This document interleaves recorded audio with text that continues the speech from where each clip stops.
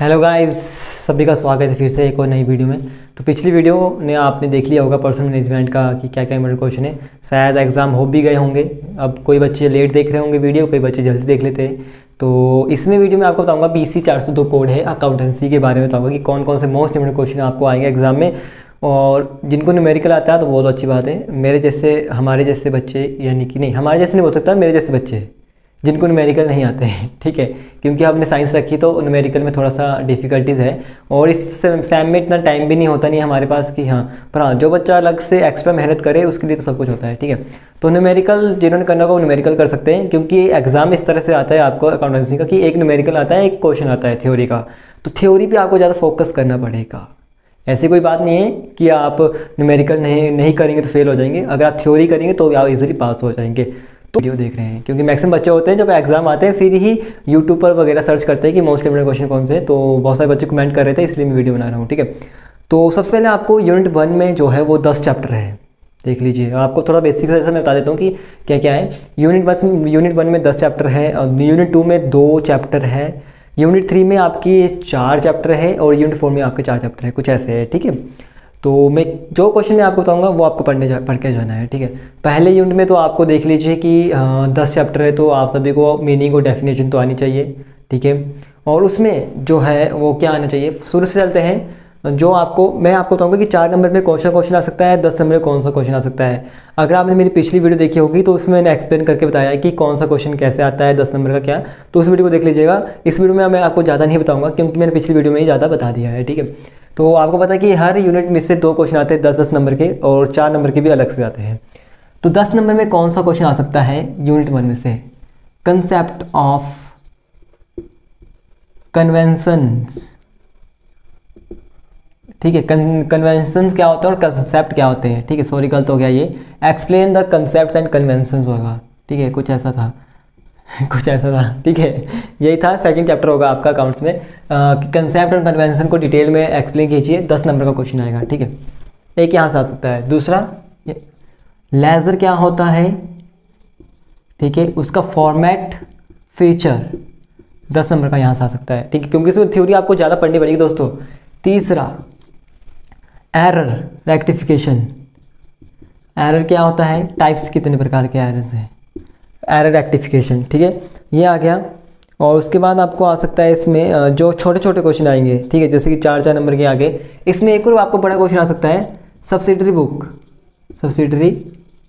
Books और इसके types, ठीक है, अच्छे से एक्सप्लेन करने। टाइप्स 8 टाइप है, कैश बुक हो गया, बिल्स पेबल हो गया, बिल्स रिसीवेबल हो गया, सेल्स हो गया, सेल्स रिटर्न हो गया, बहुत सारे पार्ट्स है। तो ये भी आपको 10 नंबर में आ सकता है, ठीक है।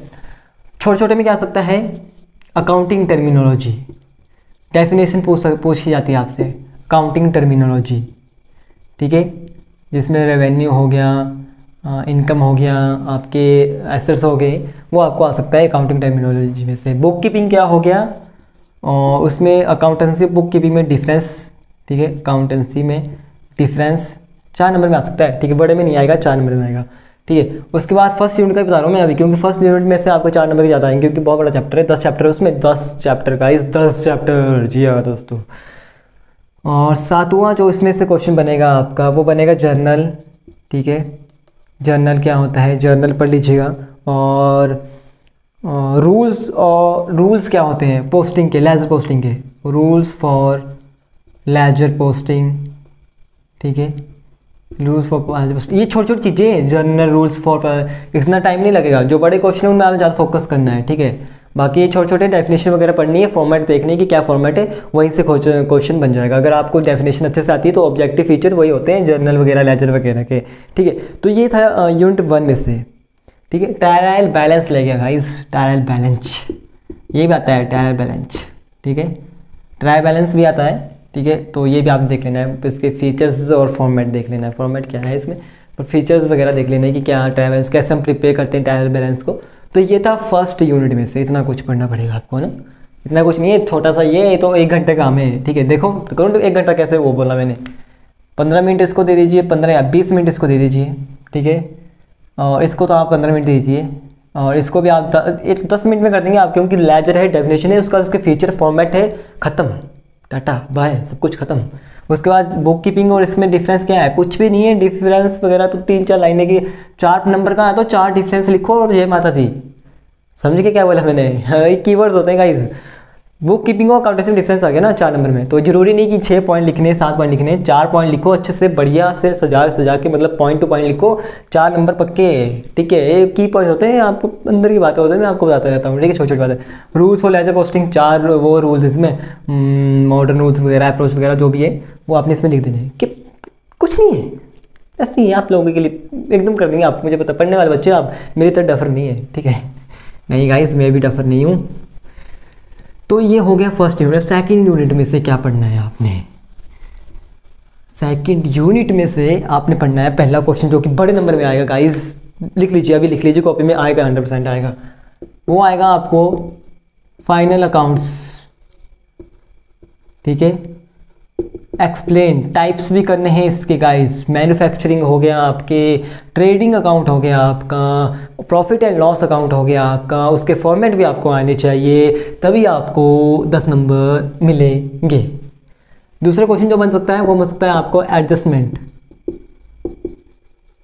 ठीक है, ये आपने कर लेना है कि 10 नंबर के अकॉर्डिंग लिख लेना है, या प्रिपेयर कर लेना है कि अगर 10 नंबर का जाए तो मैं एडजस्टमेंट के बारे में लिख सकूँ। और अगर आपको न्यूमेरिकल नहीं बताऊंगा मैं यार, बैलेंस शीट वगैरह, अगर आपको आते होंगे तो आपको अच्छे, गुड एंड वेल।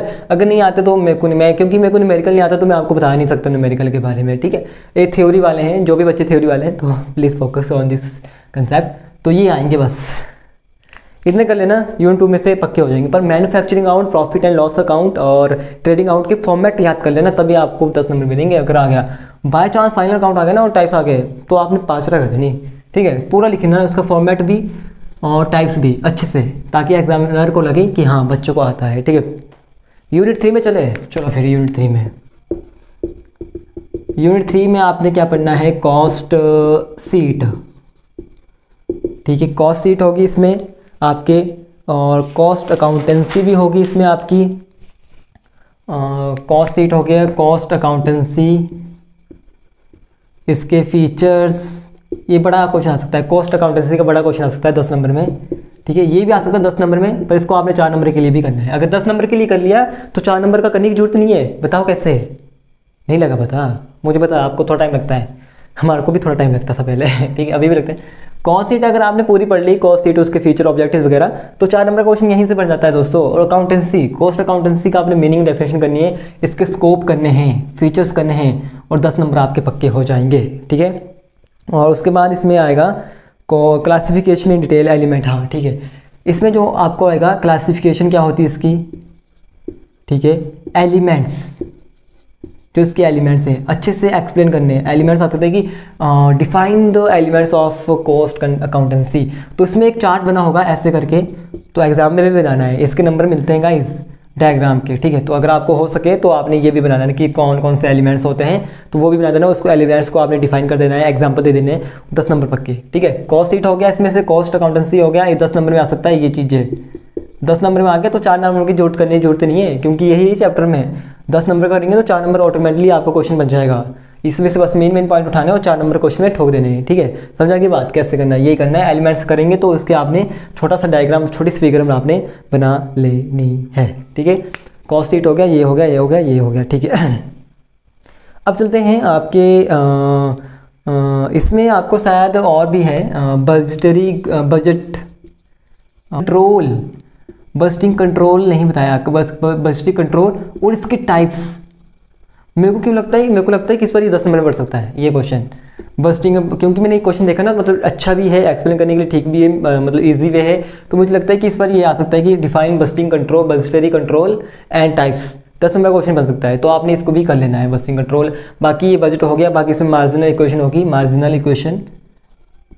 ठीक है, मार्जिनल इक्वेशन ये आपने पढ़ लेनी है। ठीक है, लगे पता क्या बनना है? अब चलते हैं unit 4, this is last unit, unit 4। Unit 4 में भी आपने थोड़े बहुत थ्योरी के क्वेश्चन है इसमें।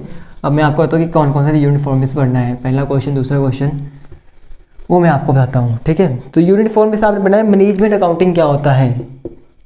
पहला यूनिट 4, मैनेजमेंट अकाउंटिंग। ठीक है, समझ आ गया ना आपको क्या लिखा। मैनेजमेंट अकाउंटिंग क्या होता है, meaning, scope, function, objectives, 10 number का आ सकता है। इसके साथ ही मीनिंग लिख लीजिए, इसका मीनिंग तो लिखेंगे आप यार, ऑब्जेक्टिव, फीचर्स, एडवांटेज, डिसएडवांटेज जो भी होएगा 10 नंबर में आ सकता है। दूसरा क्वेश्चन इसके साथ आ सकता है फाइनेंशियल स्टेटमेंट्स क्या होती है, ठीक है, दूसरा लिख लीजिए आप financial statements. Financial statements theory पे आपको ज़्यादा फोकस करना पड़ेगा, ठीक है, क्योंकि न्यूमेरिकल आएगा साथ में। अगर न्यूमेरिकल नहीं आता तो थ्योरी आपको पूरी आनी चाहिए। तो फाइनेंशियल स्टेटमेंट्स कर देने हैं, इसके जो भी रहेगा आगे कोई 10 नंबर के, मतलब आपने 10 नंबर का क्वेश्चन आ सकता है, तो आपने 10 नंबर के लिए आपने इसका क्वेश्चन तैयार कर लेना है, ठीक है। उसके बाद इसमें आ गया हाउ मैनी ब्रांचेस ऑफ ये और ये, ठीक है। तो इसमें एक क्वेश्चन है what is the difference between financial statement and management accounting, what is relationship between this one, दोनों वन में। एक क्वेश्चन आपको मेरे सब्सक्राइबर ने मुझे बताया, एक क्वेश्चन की जो इंपॉर्टेंट है, पता नहीं शायद आएगा ही नहीं आएगा, कि डिफरेंस बिटवीन या relation between fix budget and budget and flexible budget. अब ये क्वेश्चन ना उसमें आ जाएगा आपके दोनों, बजटरी कंट्रोल, जो मैंने आपको बताया ना अभी कि बजटरी कंट्रोल, उसके टाइप्स से भाई, उसके टाइप्स के डिफरेंस है, मैंने पढ़ा है तब मैं आपको बोल रहा हूँ। जो ये पार्ट है ना ये उस क्वेश्चन में ही आ जाएंगे, तो इसलिए मैंने वो क्वेश्चन बोला आपको कि क्यों करना है वो question budgetary control, types of control, क्योंकि उसमें से काफ़ी कुछ कवर हो जाएगा आपका, ठीक है। तो उस क्वेश्चन में जरूर कर लीजिएगा। और बाकी इस यूनिट में से आपने जो करना है क्वेश्चन, और तो कुछ नहीं है इसमें, बस यही है इतना सा, बाकी कुछ नहीं है। एनालिसिस ऑफ फाइनेंस स्टेटमेंट है, टेक्निक्स है, ये आपको खुद कर लेंगे। बस ये इसी यूनिट में शायद में भी, अगर आपको लगे कि इसके अलावा भी कुछ है यूनिट में, तो आपने मुझे शेयर करना है, मुझे बताना है। हाँ बहुत कुछ है भाई अभी इस यूनिट में, अभी इसमें तो अभी वो भी है, रेशियो, पीवी रेशियो हो गया आपका, ठीक है, 4 नंबर में आ सकता है। और उसके बाद इसमें है आपका डिटेल्स, ये आपको 10 नंबर में भी आ सकता है, define PV ratio and explain in details, 10 number में आ सकता है आपको पीवी रेशियो। और इसमें है आपको, और मैं आपको कहता हूँ कौन कौन से, डिसीजन अकाउंटिंग, फाइनेंशियल स्टेटमेंट, ये हमने कर लिया है। और इसमें मार्जिनल इक्वेशन भी हमने कर ली है। अच्छा हाँ, variable, what is double entry system, हाँ वो मैंने पास चैप्टर में रहेगा क्वेश्चन एक, what is double entry system, इसमें है वो rules for double entry system, modern approach या ट्रेडिशनल अप्रोच जो मैं बोल रहा था ना, इसमें वो डबल एंट्री सिस्टम, ठीक है। तो ये भी कर लेना आपने। जीएसटी अकाउंटिंग क्या है, वो छोटे से वो 4 नंबर में आ सकते हैं, जीएसटी अकाउंटिंग, आईजीएसटी क्या होता है, सीजीएसटी क्या होता है, वो भी आपने पढ़ लेना है। पर हाँ इसमें है रिलेशन बिटवीन वेरिएबल कॉस्ट क्या होता है, फिक्स्ड कॉस्ट क्या होता है, सेमी कॉस्ट क्या होता है, ये आपने पढ़ लेना है। छोटी छोटी चीज़ें हैं जो कि आपको ऐसे 4 नंबर में पूछी जा सकती है, ठीक है। तो ये है ब्रेक इवन पॉइंट क्या होता है, तो पता है आपको क्या होता है break even point? Break even point होता है जहाँ पर ना ही प्रॉफिट होता है ना ही लॉस होता है, ऐसा पॉइंट जहाँ पर ना प्रॉफिट होता है जहाँ ना ही लॉस होता है, उसे ब्रेक इवन पॉइंट कहते हैं। बाकी मार्जिनल इक्वेशन आपको आनी चाहिए है। और पीवी रेशियो क्या होता है, इसका फॉर्मूला होता है पीवी रेशियो का, PV ratio is equal to C upon S into multiply 100, PV ratio is equal to C upon S multiply 100। C जो होता है वो होता है आपका contribution is equal to sales minus variable, ठीक। जब आप पढ़ेंगे तो आपको पता लग जाएगा, इसका न्यूमेरिकल भी आता है, 3-4 नंबर का भी आ सकता है, ठीक है। तो यही था, जो अगर मेरे से कुछ छूट गया होगा तो मुझे माफ़ करना गाइस, तरस खा के माफ़ कर दीजिएगा। पर जितना मैंने बताया उतना पढ़ेंगे तो भी आप, हो सकता है चांस है कि आप पास हो जाएंगे। अब बोलेंगे भैया चांस है अभी भी इतना कुछ पढ़ने के बाद क्योंकि यार ऐसा होता है, क्योंकि उसमें न्यूमेरिकल आता है भाई। अगर आप दोनों क्वेश्चन थ्योरी का आते हैं ना, फिर इतना कुछ दिक्कत नहीं आती। पर एक क्वेश्चन क्या करते हैं, न्यूमेरिकल डाल देते हैं, जो कि बच्चों को बहुत कम आता है, फिर वहाँ पर बच्चे लटके जाते हैं। तो ये थ्योरी आपको ज़्यादा पढ़नी पड़ेगी अकाउंट्स में, तभी आप इजीली पास हो पाएंगे। ऐसे नहीं, अगर आप सोचेंगे ना कि थ्योरी में भी आप वो करेंगे, आसपन दिखाएंगे, ढीलापन करेंगे, थ्योरी में भी कुछ छोड़ेंगे, तो कहीं थ्योरी में ही अगर नहीं आए तो फिर मुश्किल हो जाता है ना काम, ठीक है। तो यही था इस वीडियो में, ठीक है, इस टॉपिक में यही था। जितना मैंने आपको बताया उतना आपने पढ़ना है, आराम से पढ़ना है। 6 दिन की छुट्टियाँ हैं अकाउंट्स को, सॉरी 6 दिन की नहीं, 5 दिन की छुट्टियाँ हैं, आराम से कीजिएगा, समझ के कीजिएगा। फॉर्मेट बनाने हैं आपने, ठीक है, क्योंकि फॉर्मेट बनाएंगे तो नंबर मिलेंगे। जैसे कि सब्सिडरी बुक हो गया, उसके टाइप्स, कैश बुक लिख दीजिए, उसका फॉर्मेट बना दीजिए, उसकी टाइप्स लिख दीजिए। टाइप्स को एक्सप्लेन ना करें, ठीक है। कैश बुक भी टाइप्स है तो उसका क्वेश्चन अलग से आ सकता है, what is cash book, types of cash book, उसके अलग है, single cash book, double cash book, bank और पैटी कैश बुक क्या होती है आपकी, कॉन्ट्रा क्या होता है, कैश बुक क्या होती है। तो वो भी छोटी छोटी चीज़ें हैं, वो आपको खुद मैनेज करनी पड़ती है, खुद कवर करनी पड़ती है, ठीक है। तो अगर आपको अभी भी कुछ डाउट्स है, कुछ प्रॉब्लम्स है, तो शेयर कीजिए कमेंट्स में। क्वेश्चन पेपर चाहिए तो आपको टेलीग्राम ज्वाइन करना पड़ेगा। वहाँ पर बहुत सारे बच्चों ने भेजे हैं, सारे सब्जेक्टों को भेजे हैं, एक के नहीं, अकाउंट्स के पिछले 3-3 सालों के भेजे हैं। तो आपके लिए बेनिफिट हो जाएगा। जिन बच्चों ने मुझे टेलीग्राम पर फॉलो नहीं किया है तो जल्दी से मुझे टेलीग्राम फॉलो कर दीजिए। अगर बाई चांस लिंक ओपन नहीं हो रहा है तो जो टेलीग्राम पर मेरा नाम है वो है ट्रेंडिंग न्यूज़ DB, स्पेलिंग देख लीजिए, ट्रेंडिंग न्यूज़ DB, ठीक है, ये है, ठीक है। वहाँ पर लगभग 1000 से ज़्यादा बच्चे जुड़ चुके हैं मेरे साथ टेलीग्राम पर भी, और आप भी जुड़ जाइए अगर नहीं जुड़े हैं, ठीक है। तो मिलते हैं अगली वीडियो में, तब तक के लिए thanks for watching. Vande Mataram, जय हिंद, जय भारत।